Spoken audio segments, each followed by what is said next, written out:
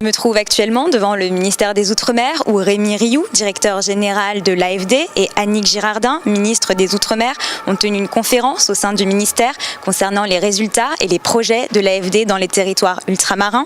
À l'issue de cette conférence, Rémi Rioux nous a parlé un peu plus des projets concernant la Réunion.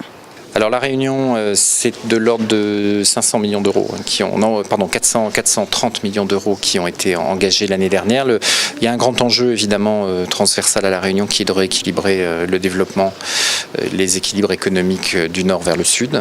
Donc je vous donnerai deux exemples là à Saint-Pierre qui ont été financés l'année dernière. Je l'ai visité d'ailleurs quand je me suis rendu à la Réunion l'été dernier, une grande zone d'aménagement concerté autour de l'aérodrome de Pierrefonds.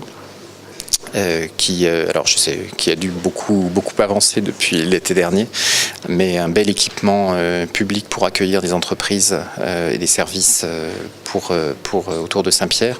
Et puis là aussi sur les énergies renouvelables, on a financé une centrale au bioéthanol à Saint-Pierre.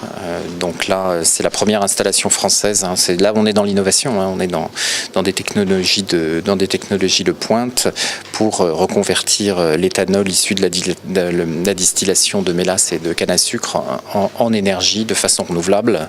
Et là aussi pour décarboner le mix énergétique de l'île. Donc beaucoup de projets.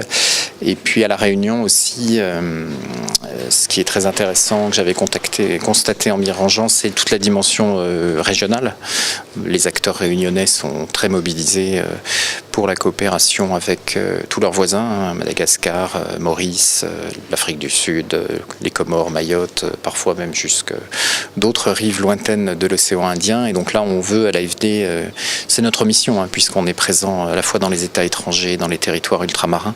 On veut être très actif et mobiliser plus de moyens sur ces projets de coopération régionale à l'échelle d'un bassin océanique. C'est la demande d'Annick Girardin, notre ministre, et on va y répondre activement dans les prochaines années.